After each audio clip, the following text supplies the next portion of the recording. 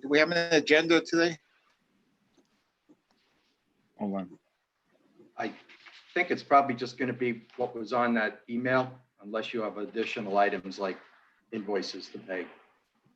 Yeah, I'm not sure on that, but all right, we'll start with the architect or project manager report. Okay, well, Jen, you want, well, obviously there's not a whole lot to report as far as the building goes. It's done, but we do have some specific issues that I know need to be discussed and agreed upon, and some potential work that we may need to pay for be discussed. So I think this is the big reason for the meeting.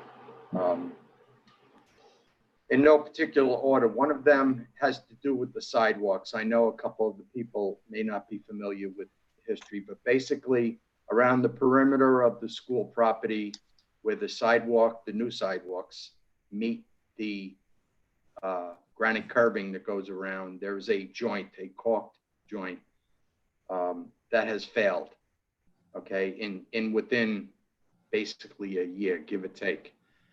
It's been a very difficult, we don't know, quite honestly, we don't know exactly what happened. However, what happened was, for some reason, the sidewalk heaved in the winter from moisture, rain, water getting underneath it. It lifted, which caused it to separate the bond between the sidewalk and the back of the granite curb, that was adhered.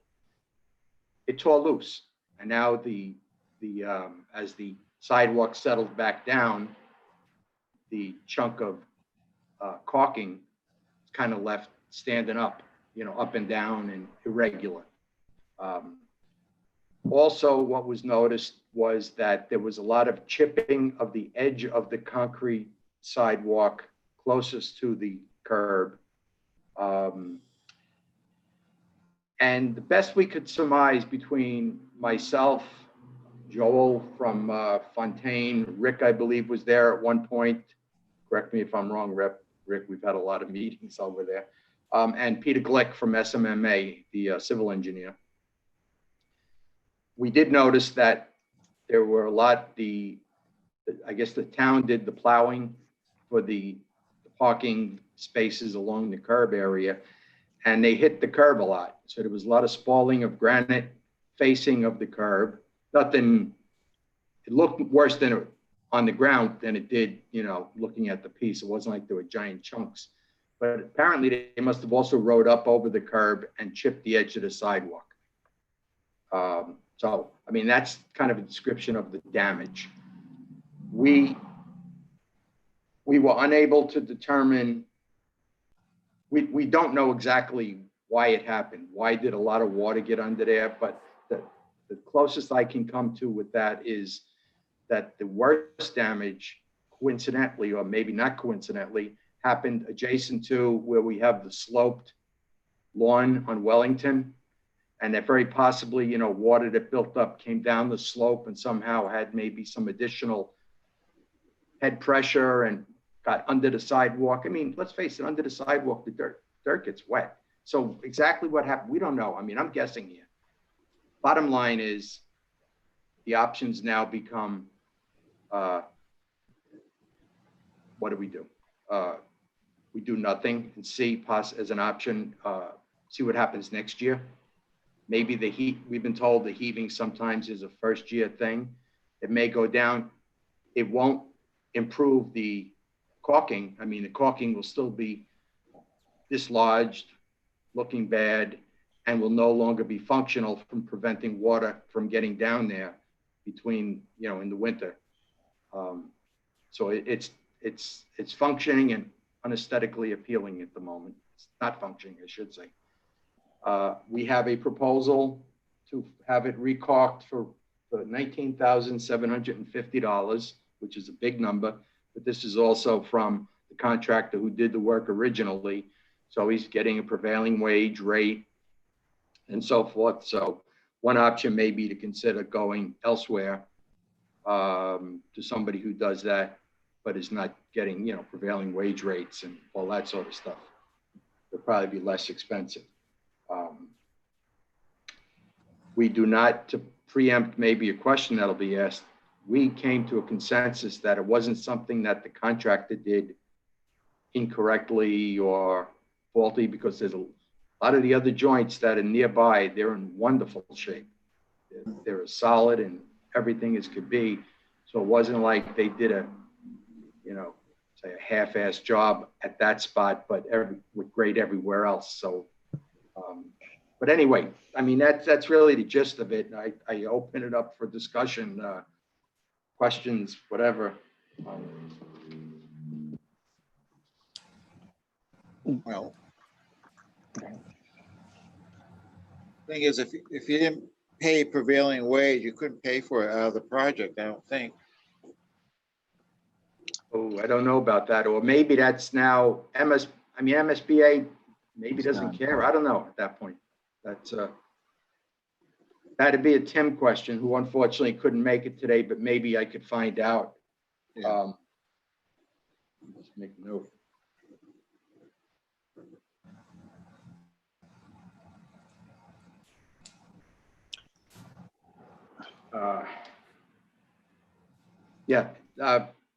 We could also, when I walked around, there were a few areas that were okay. You know, I don't know the footage around. Let's just say, sake of discussion, it's, I don't know, 3,000 feet around. Maybe there were a few hundred feet that were okay, but they were here, they were there, it was spotty. So, you know, I figured looks point of view and trying to describe to somebody, okay, here you don't do it, here you do it for 10 feet, you know, it was easier to kind of just say, let's get a price for everything. But one option is we could possibly look at the worst case being along Wellington and come up with a more definitive length of work that needs to be done. And maybe we could say, you know what, South Road doesn't look so bad. You know. You're saying it's a dangerous situation? Is it dangerous as in like someone tripping type of a thing? Yes. I guess technically, because they can, if I'm not mistaken, like ADA considers anything over, I believe, a 1/4 inch a tripping hazard. This is right at the edge of the curb, you know, literally 6 inches in from the face of the curb. I don't know if it's probably up more than a 1/4 inch in some places, but is it any more dangerous at that point than stepping off the curb incorrectly? I don't know. It could be. I mean, that's one way to look at it. It's also not functional at the moment. You're going to get more water in there, which is something you try not to do. So it's The 19,000 is for redo everything? Is that what you're saying, Matt? basically it's the entire perimeter. It does not, it stops, let's say it starts around the pre-K, you know, somewhere up the side of the parking lot where the sidewalk starts. Yeah. Halfway up that playground, it starts, you know, looping up Wellington through the driveway and down down South Road to kind of where it connects with the police station. Well, Corner there. It's basically that whole loop. That's a detached. That's your worst case scenario, and that's what that price is based on. And I think that, well, I'm sorry, Hank.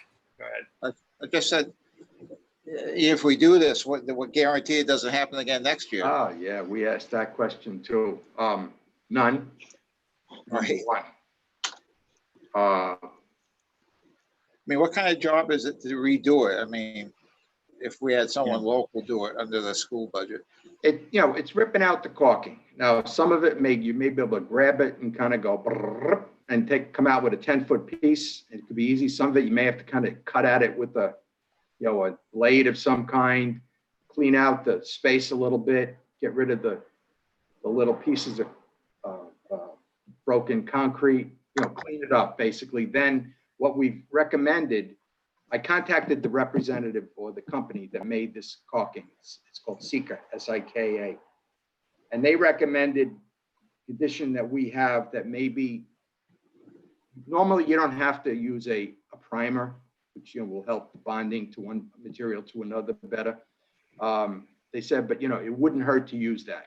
So I had them include. So basically, it's a solvent, the liquid stuff that you just kind of paint on the back of the curb. You paint it on the back edge of the sidewalk prior to actually caulking. Just makes the two adhere better. It was just a little bit of belt and suspenders. There wasn't enough money to not do it, since we're already in a bit of a jam.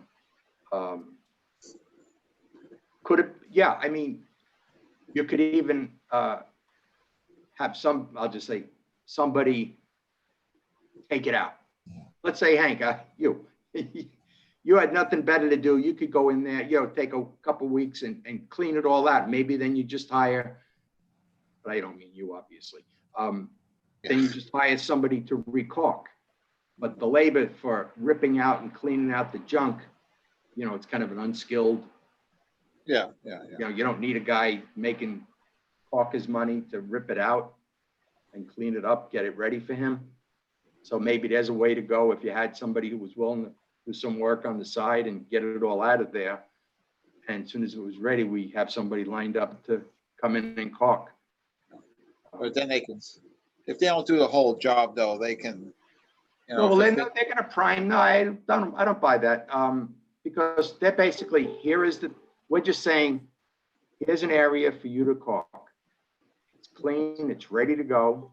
You prime it, you caulk it, and then they should stand behind it. Again, as much as if this happens again next year, if there's some heaving that it rips loose, I don't know what to say. Hopefully it won't. Yeah. Well, and this guy may also, whoever we might hire, knowing, of course, you'd have to tell him what happened here. He may say, okay, guys, but if there's a potential for this happening, I can't guarantee it's not going to happen next year. So don't call me if this thing rips loose again and say I did, crappy work. So, I mean, that's really what you're going to be faced with. Yeah.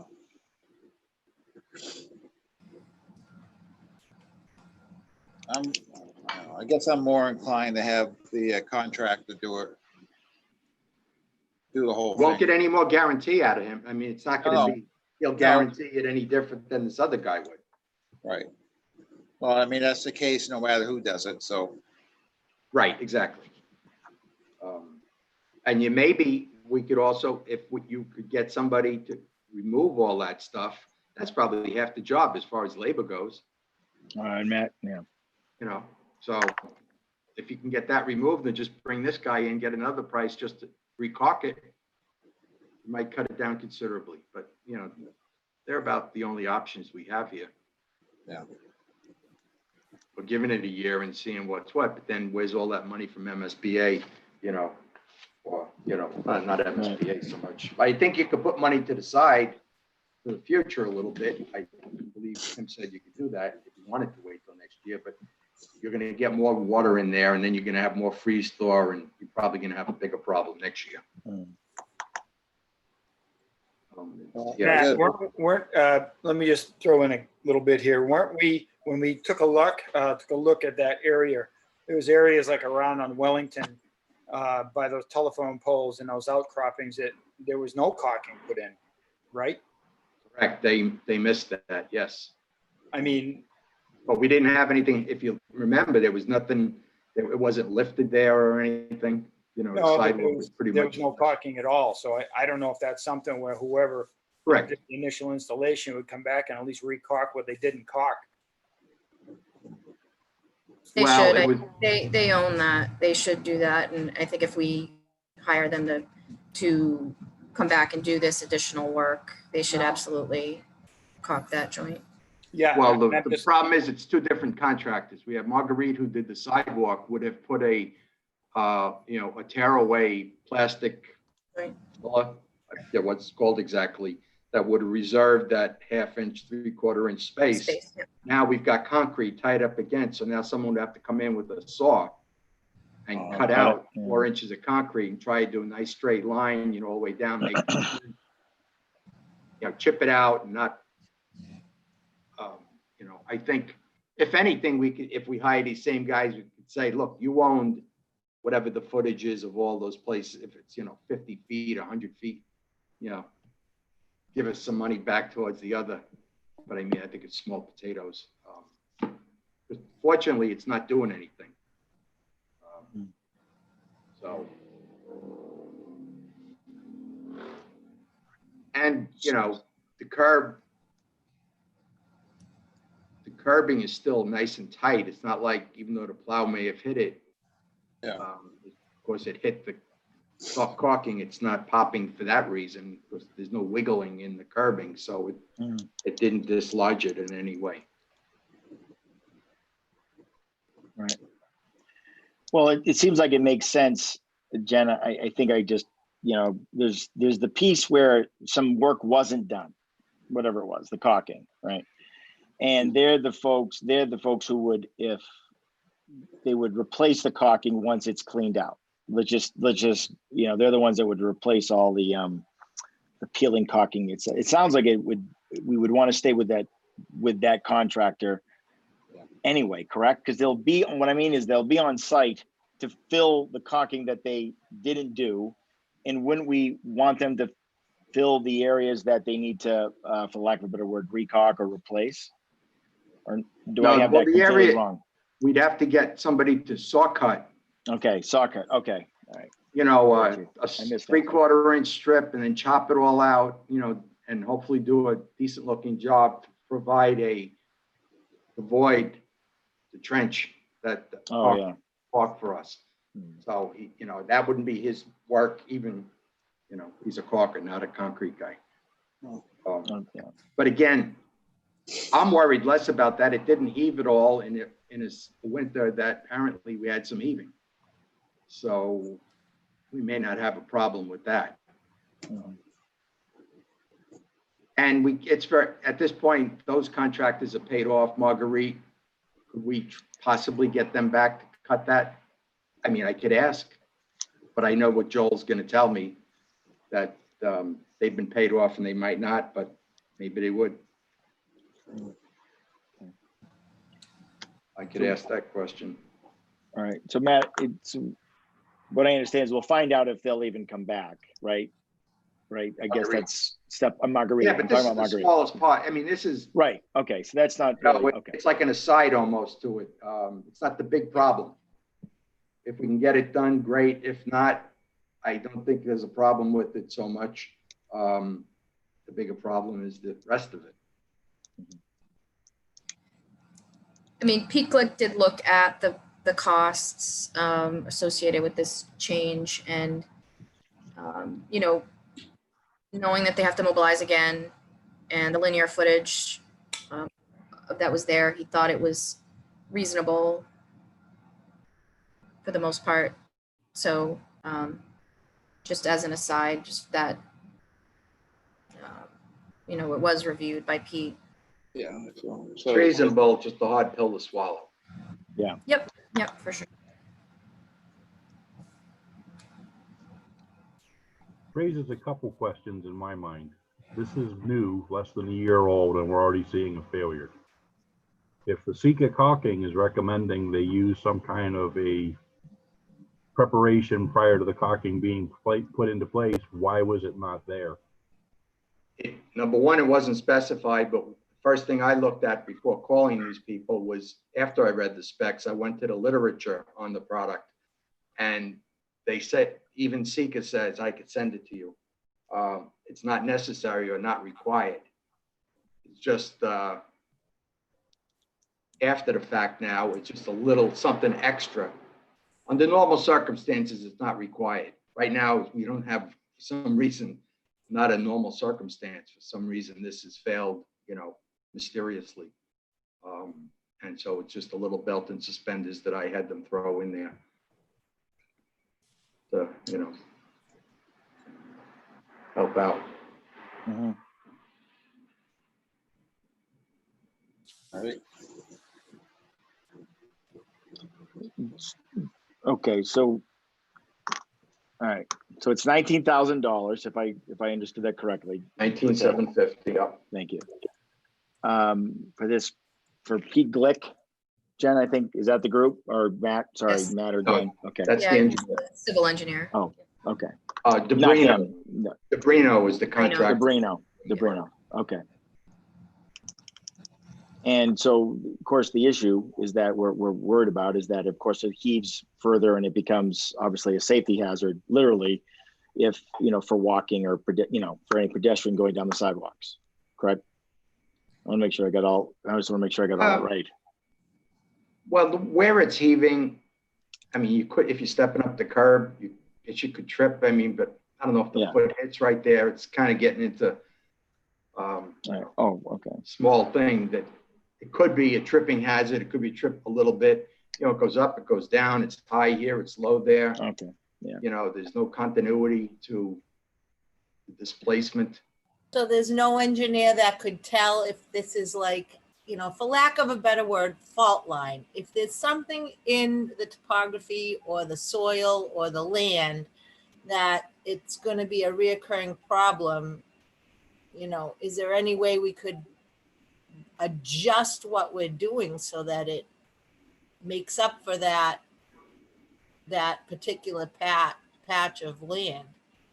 You know what You know, I'm saying? if it was only, yes, but if it was only happening on Wellington, I might say, maybe it really is that sloped land and water's rushing off and forcing itself under. But the fact that it's happening in a lesser extent, to a lesser extent, along South Road, you know, then I say, okay, it's no longer the common denominator. And, you know, you may look at South Road and say, yeah, you know what, we could live with that. It's not so bad. But I don't know that, I'm concerned that if this thing, once this starts lifting, the bond is broken between the sidewalk and the back of the curb. Now it's like you just stuffed something in there, but you've got this very fine space, you know, maybe it's microscopic, but water finds that kind of place. Right. Where the bond has broken and water could go down and cause you more problems. Like it gets down, let's say in the last rain before the freeze, now that ground really has something to swell up on, and now it comes up, you know, so that's what it's doing. I mean, it's keeping water from getting in there. Joy of New England. Well, I guess I need to say too, if we're talking about South Road, that's where our parent pickup and drop off is. It's a high foot traffic area that, although it may not be a problem now, if it becomes a problem, now we have to shut down that area as an access for a lot of people to come in and out of the building. Yeah. Right? And if we could say, we fix it and that's it, it'll never happen again, I think it'd be an easier discussion. But we can't tell you that it's not going to happen again because we don't know 100% what happened exactly, other than water got under there and it heaved. The ground was, I'll attest to that the contractor who prepared all the subgrade, you know, from, we dug it down to, you know, dirt and then build it up with the materials that were called for, compacting it, etc. That was done. They did all the site work and there was no reason why they would all of a sudden kind of, you know, do a so-so job at the last minute. I've got them on my project currently now, and they're nothing but high integrity work guys. So it's not a preparation issue. So I think all we can do is do it with your call.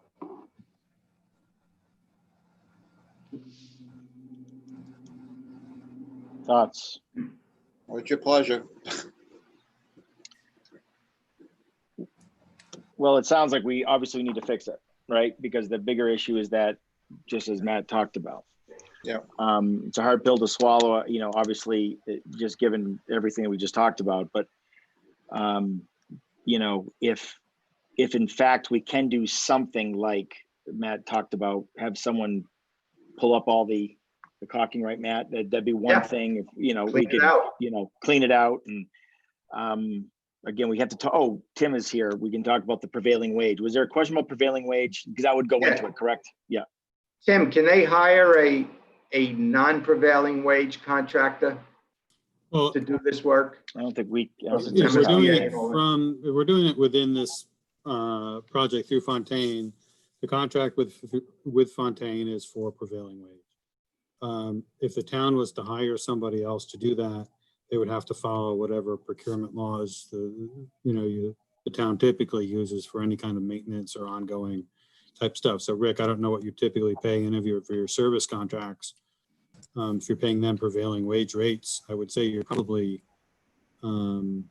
maybe within the building you do, but I don't know about on the site or landscape or anything like that. Well, if we're using contractors or a mass state contract, and like we do with our plumbers and electricians, yeah, they're getting a prevailing wage rate when they come in the building. I haven't had to hire anybody for outside work. When we've done outside work, whether it's pavement at the high school or we've gone through a bid process to bring, contractors in for that. Mm. And we have to bid this then, right? Isn't it 5,000? No? No, we just get three numbers and you're up to 25,000 just to get three quotes. Right.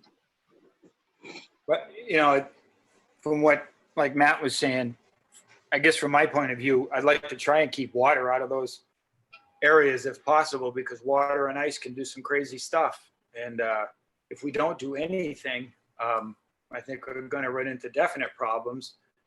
If we get it recocked, we might get lucky and not have problems for a while. But if we don't do it and we get water in there and it freezes up, I'm sure all of us have dealt with ice and water. It'll move rocks. Well, the It'll just contract, get worse. yeah, Yeah. and the contractors have told us that sometimes the first year is the worst. So between that and now we go with the belt and suspenders of the primer, maybe, fingers crossed, that might just be enough to let it, be successful. I don't know. And it's possible, like anything, there was settling. As you said, there might be settling the first year. So I'm not an engineer, so I couldn't tell you, but I know, settling will take place in a lot of construction jobs.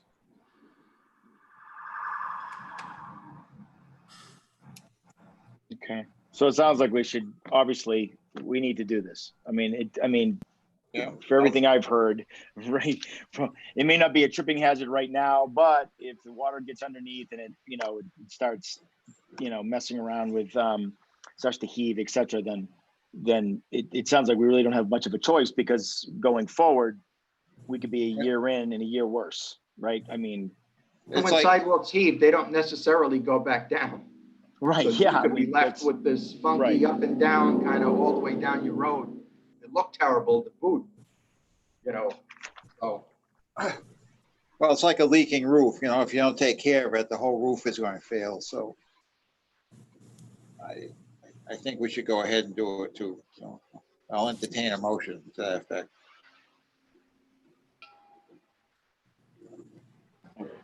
I make a motion to proceed with the work as discussed.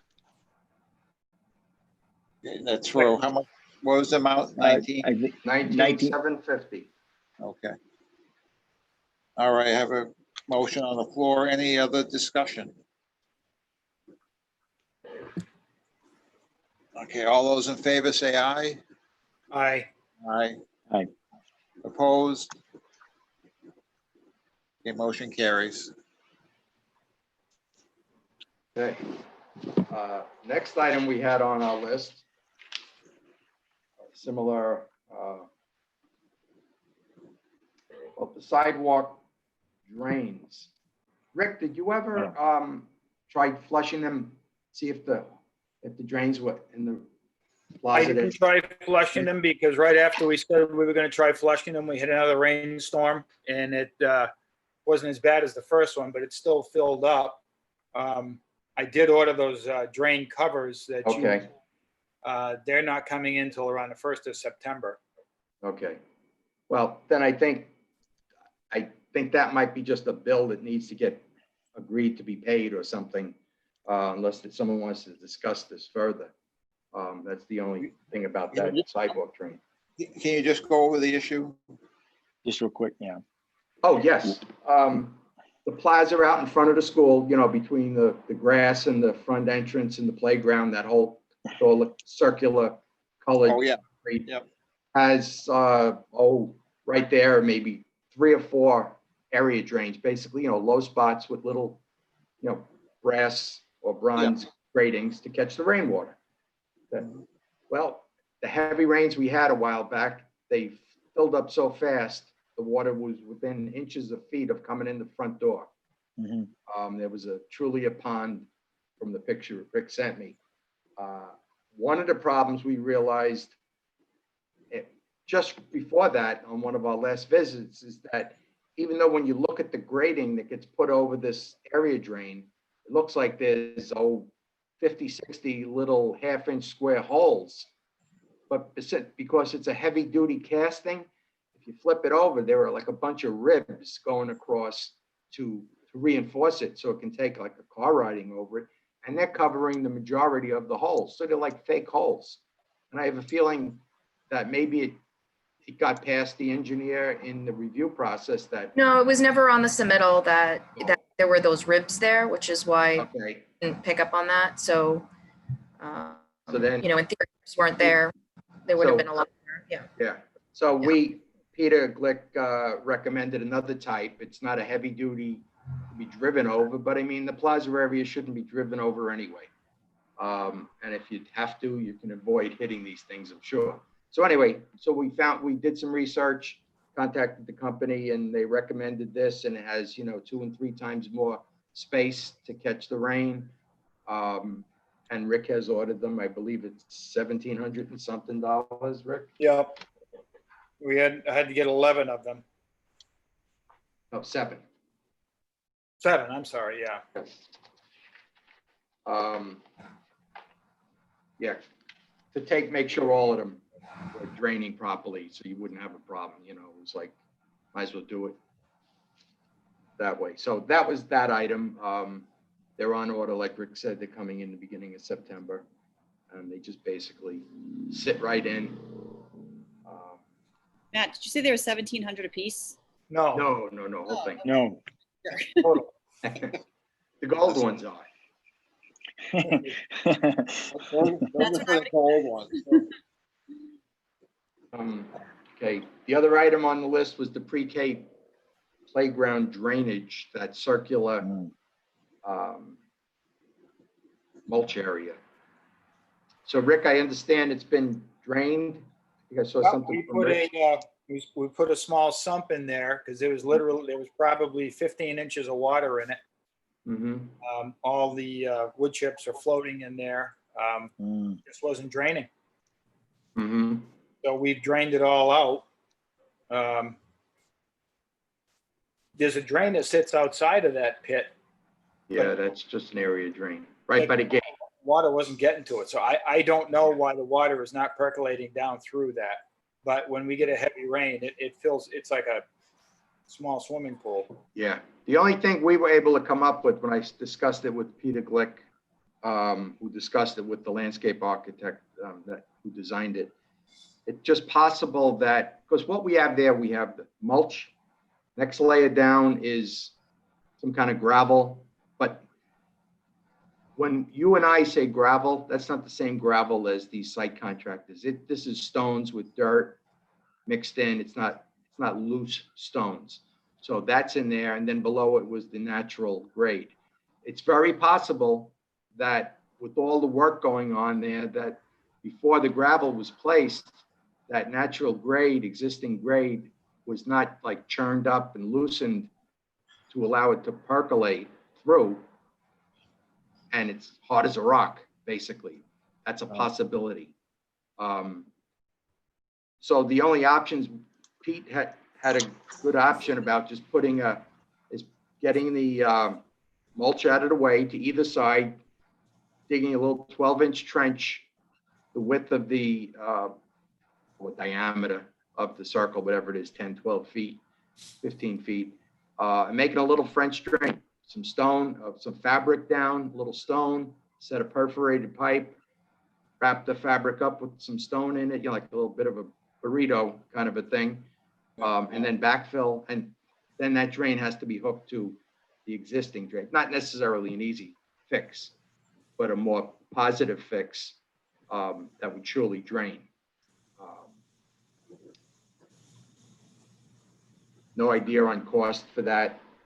Maybe the other option is to take out all the mulch, take out the dirt, and just, churn up the bottom, break it up really well with whatever kind of could be a jackhammer, with a chipping gun with something, and loosen it up and put everything back, and maybe a layer of stone, in there somewhere with some filter fabric, and hope that works. That would probably be the least expensive. A little, you have to get somebody to do it, obviously, but Yeah, I don't know what the sub material is down in there. If there's a lot of fines, if it locks up, I don't know. It's almost seemed like it was. We didn't dig down into it. We just drained the water. Mhm. And like I say, I don't know if that's a clay base and they got on top of it and just, if it's a clay base way down and they just put stone on top, it's not going to percolate down through the clay. It's Yeah. gonna lock up. Yeah, I didn't see too much clay. I guess we did have some clay there. I don't know, because I don't know what's Yeah. down, down 20 inches, 25 inches in that. So regardless of what's there, the fix that, if, let's just say we don't know and we don't want to take a chance, then this more positive draining situation of creating a little French drain with a perforated pipe that will catch all the water and drain it out of there, but that will also have to go and get tied into the closest area drain, which is the one probably by the gate, to actually, instead of just draining it out into the, because it'd have to be low, be below obviously below grade. Again, there's cost there. We'd have to get a cost from somebody, a proposal to do that.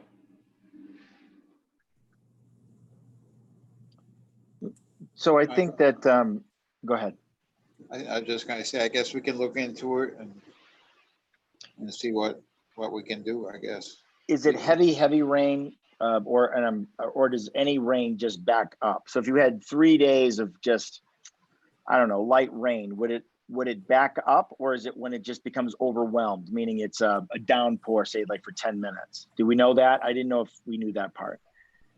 I don't know. I wasn't up there after like Friday. We had that half hour of probably 3/4 of an inch of rain.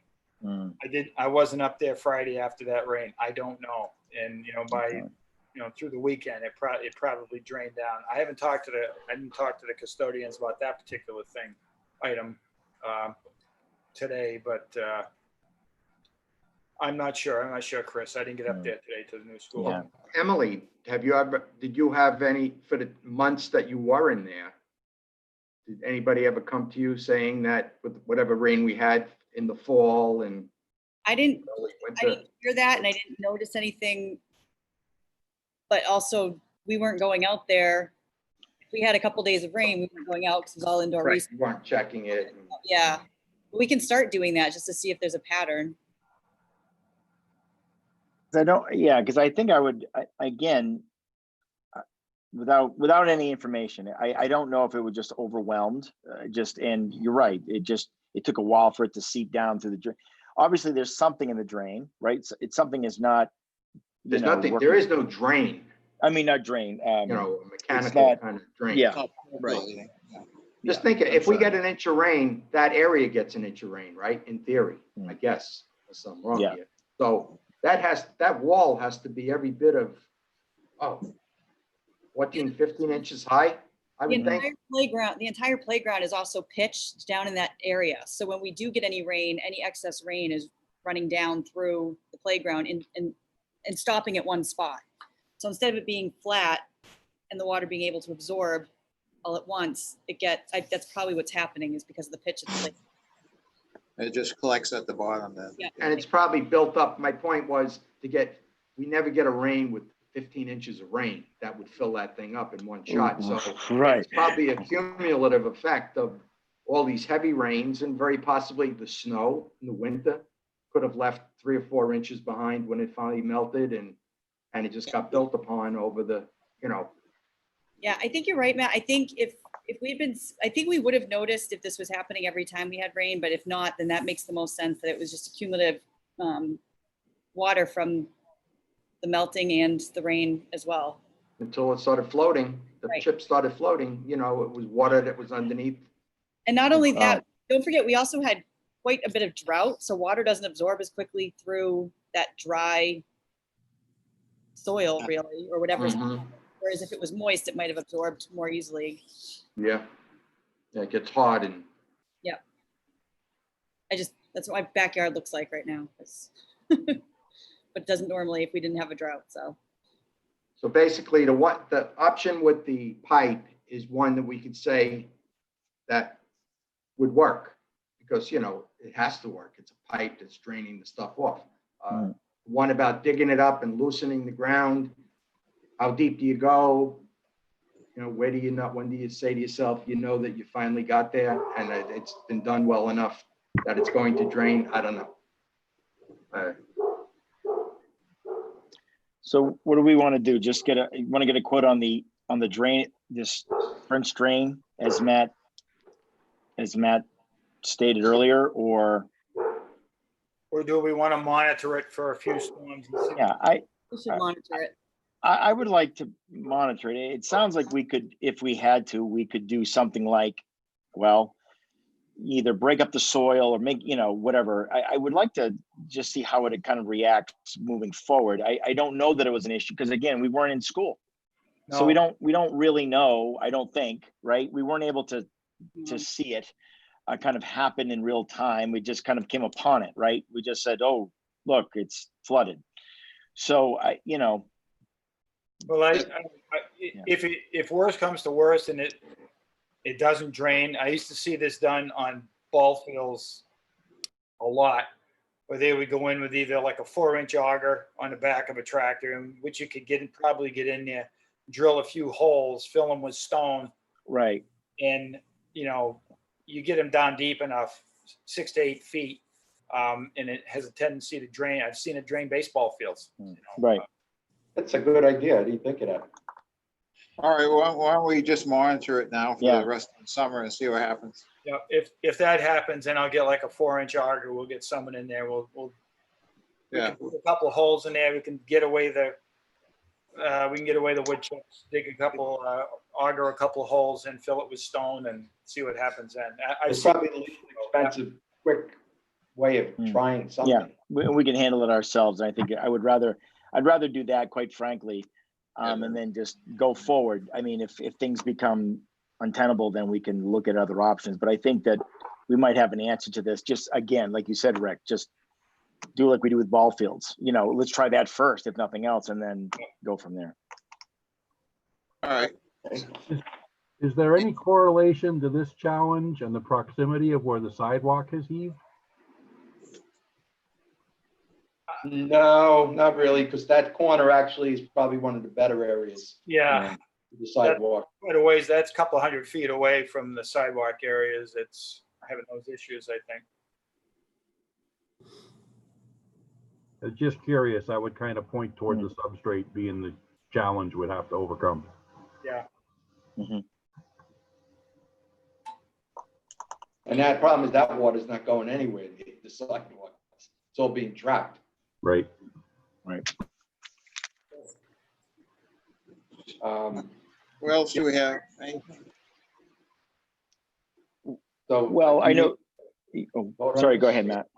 No, I was just gonna say, you need to vote on the next step, or I'm done with this one, and just you folks say whatever. I'm not sure we really have to.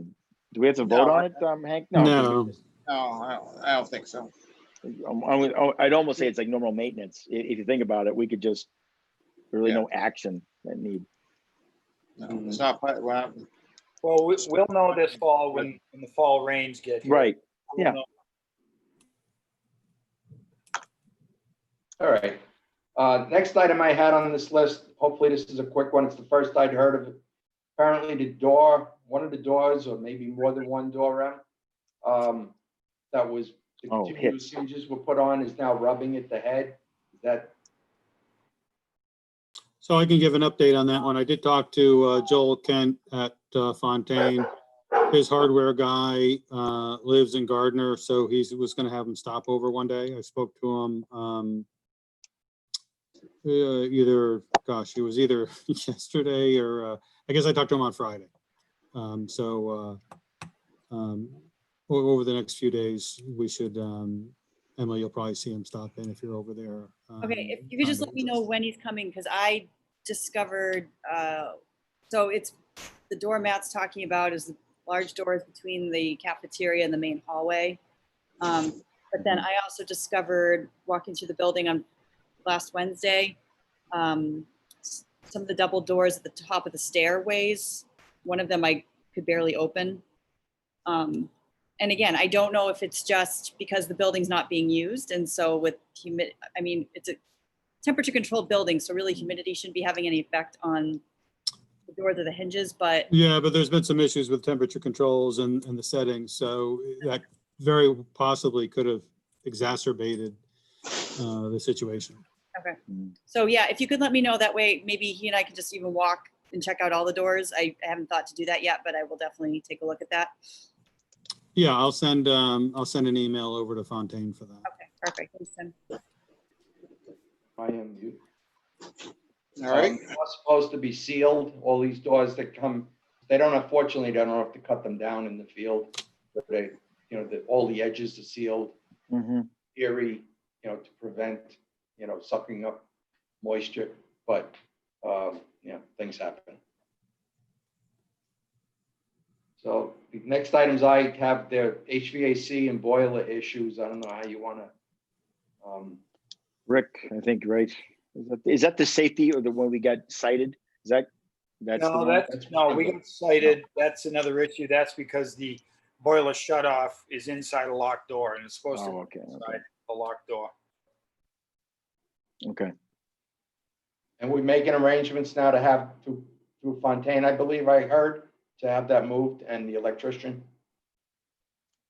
I believe Griffin. Did I see something about that, Tim?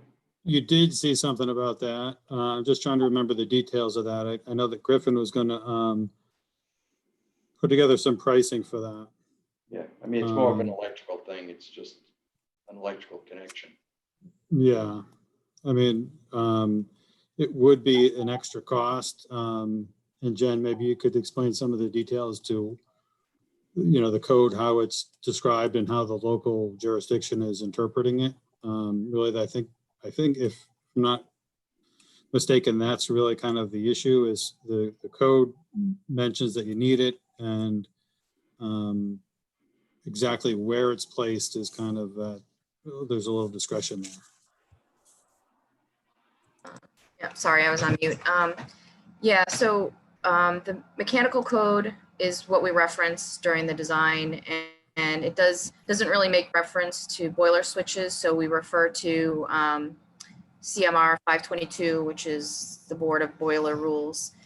So the way that they've got that specific section sort of laid out, it does reference boiler shutoff switches, but doesn't specifically say it needs to be on the outside of a door. It just talks about putting in a location where it won't be tampered with. So we typically put that on the inside, adjacent to the door, which is the location.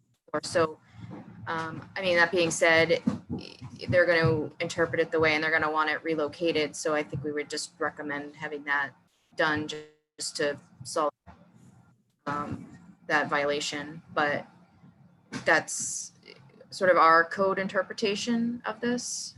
What they referenced, another code or another reference, NIBC, that's related more towards, from what we can could interpret, it's for installation and inspect, like it's for the inspectors.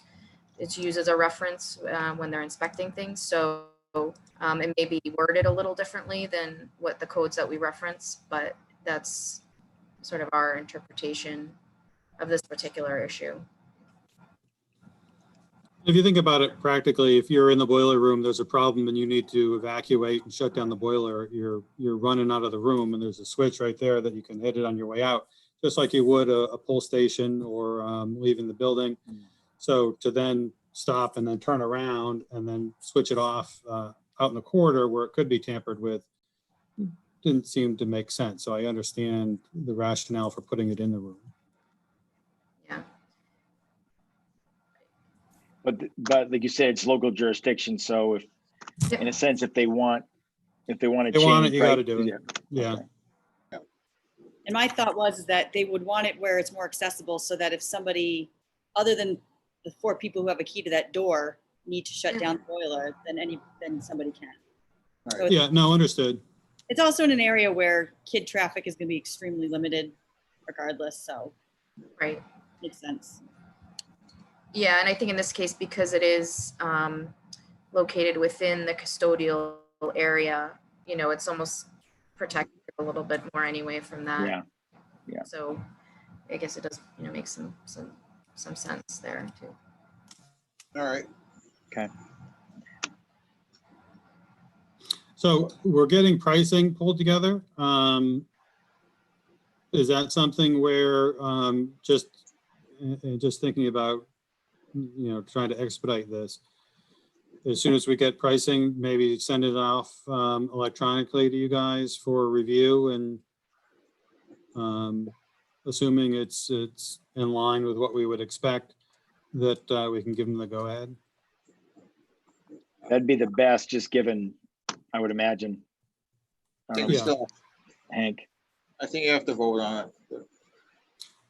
Well, we can- why don't we say that, like we've done on other times where we have, and we've done it where if we need to get authorization to do stuff and not wait for a building committee meeting, we had 3 people authorizing it, you know, before that's we right, had, Yeah, it's under a certain amount. That's correct.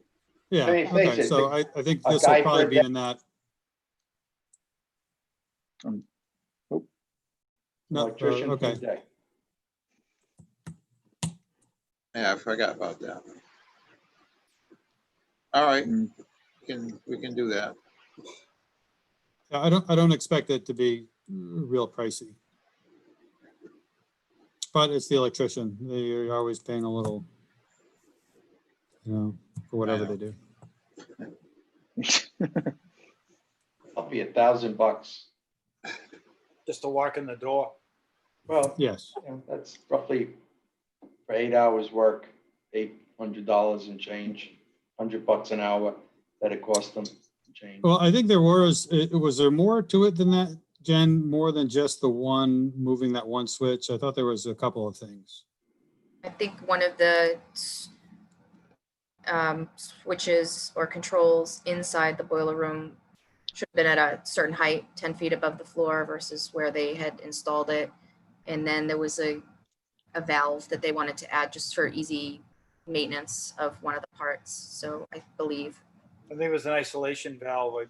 yeah.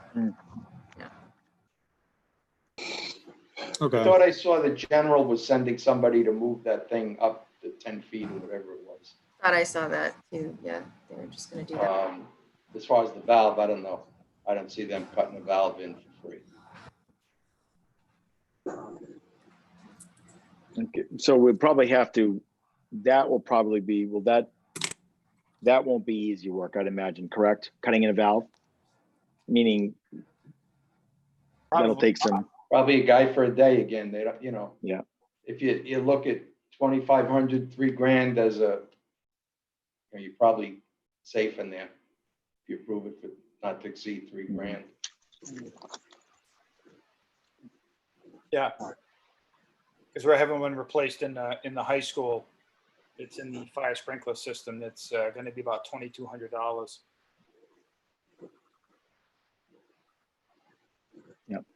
Oh, for that. So then you add the electrician and now you're at 3,200, 35. We'll let you, once we receive it, we'll let you know what it is. Yeah. yeah, let's get we'll get the quote and then we'll see, we'll go from there. All right, who else? Last thing is, the HVAC in general. That's all I have on this list is HVAC.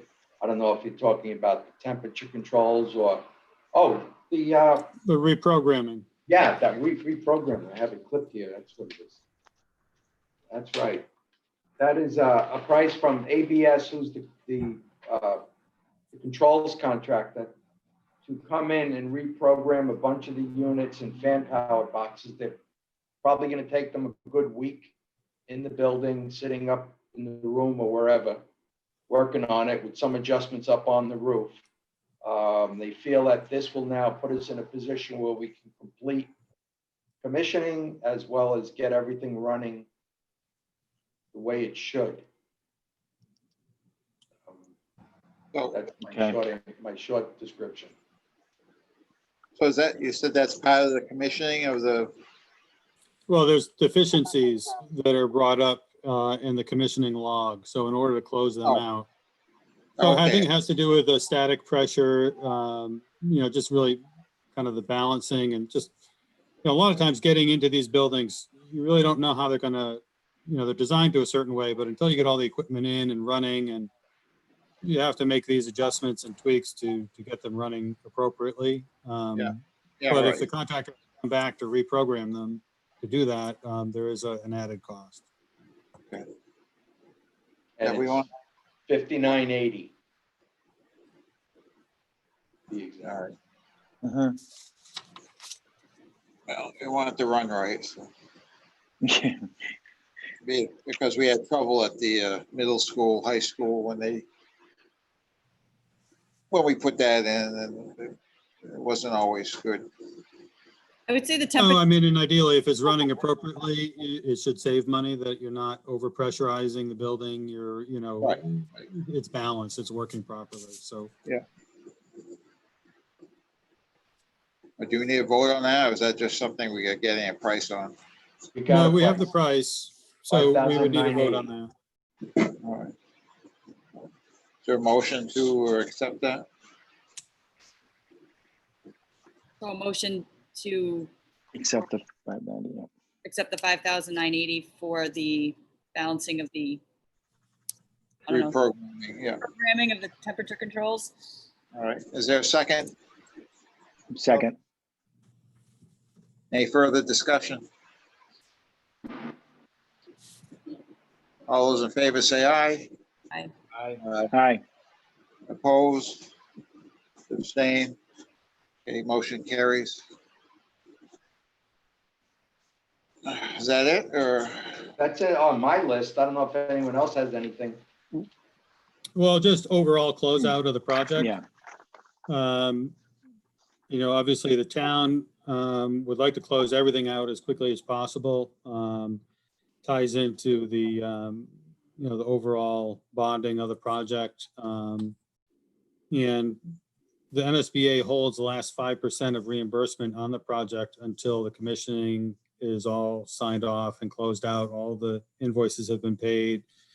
So I think Fontaine has already submitted their final application for payment. I believe that was that at the last meeting? Yeah, I think so. But in any event, we're just trying to close everything out as quickly as we can. Right. It's a kind of a long process because we have to do all this, wait for all the commissioning reports to come in and be finalized. And then we submit all this paperwork, these packages to the MSBA. They review them internally. Once they feel comfortable, then they'll send them to their audit team. The audit department will go through it all and look at it all. Then they'll send something back to the district saying, okay, this is our final audit. What do you guys think? Do you have any issues? Once you approve it, then they'll put it on a board agenda. So that could be a few months after that, because usually the agenda is filled up. So we would, we may not be on until the December agenda. I don't know how backed up they are due to the whole COVID situation, if they're a few months behind schedule on their board meetings. So, anything we can do to push now will hopefully get us on the agenda quicker. So we're working on all that stuff. Already? Yep. In speaking of that, I'd like just to, because this was, so much has happened, but just for the folks who are new to it, but we had a snow summit. I think it was back in February, January or February, I can't remember, and really was about the town. And we got together with DPW because it's very difficult to plow, especially that front parking lot. And we're trying to figure out where would snow goes, and we talked quite a bit about it. So the DPW and Rick got together after a lot of discussion, and we said, look, what we need is a smaller piece of machinery to do this that no one has. Because the big plow trucks cannot maneuver.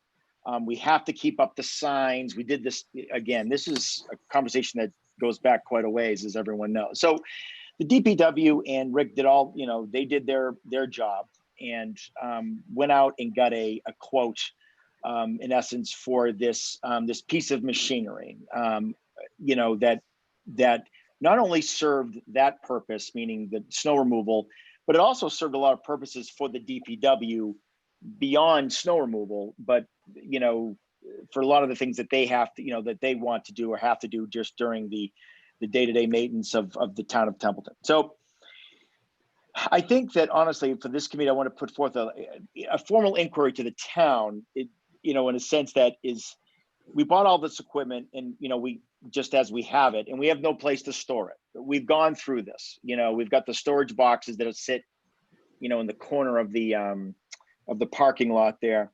We need to buy this other equipment that both the town, I think, and the school department could share. And it meets a lot of needs on both sides. And I think that it helps definitely with the snow removal for the town, so they don't have to waste so much time inside that real tight area. And so we don't have, and by the way, we don't have a place to store that either. so we think is the solution that we've worked together to figure out, and we have no place to store these items. So I think that what I would like to see that the committee itself just request that we explore the feasibility of constructing a needed storage space in or around the Templeton Fire Station, and the legality of using these monies, meaning not the MSBA, but the monies that were voted, at least initially, to pay for the entire schools, to do the same thing at that location. And the reason why I'm asking is because, look, we talked about closing out this project, and all of that. We don't even know if it's legal, right? We don't even know if it can be done. But what I'd like to do is really formally ask, look, can we look into the feasibility of this to see if it's even possible, if it's palatable for the town of Templeton and the select board, obviously. We think we've come up with a pretty good solution in terms of sharing, which we are trying to do. We know that there's a storage issue.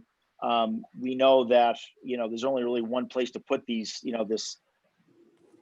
and around the fire station itself, and what possibilities that may, produce.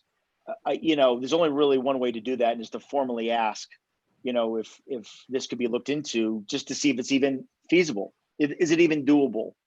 And so I guess what I'm asking is that, the committee to, just consider formally requesting, looking into the feasibility of that, and see if it could even be done. And that, of course, would have to be through the select board and the town administrator, et cetera, legal counsels, you know what I'm saying, in terms of, can it be done? Are you asking Tim and I? Are you talking to Tim and I? Well, really, I'm talking to the committee. So what I'm doing is saying, look, from our committee, that we make a formal request just to explore the feasibility of this, because I think we figured out one of the issues, but the other big part is, where do we put this? Where do we put these things that we need just to do the day-to-day, construction? Again, the snow summit, we joke about it, but it took a lot of people to figure out exactly how we would be able to maneuver around this, literally and figuratively, without taking too much time from the DPW, and how can we work together? But we have to store it someplace. and those other items. So I guess that's what I'm asking the committee itself, if we could formally just make, to explore the feasibility of constructing such a storage area, where can that be done and how could we possibly pay for it? Maybe with the monies that were, that were allotted or slotted for the new school. Is that a motion? Yes, I'm sorry, long-winded, but yes. I would second that. Okay. Any other discussion? All those in favor say aye. Aye. Aye. Opposed? Motion carries. So you'll draft something or have somebody? I will draft it, of course, as best as I can, and as a formal request to explore. Again, we don't know what we don't know, but we do. The one thing we do know is that we have to work together to get snow out of there, and we need to store this stuff. I think it's a start. That's where we have to start. Look, Yep, if it's not that's right. feasible, then it's not feasible, but we have to at least have to ask the question formally, and we really have to go through the town to do that because it's their money, Exactly. All righty. Anything else? Thing for me. All right. I'll take a motion to adjourn. So moved. I make a motion to adjourn. Second that. All those in favor say aye. Aye. Aye. Opposed? Thank you.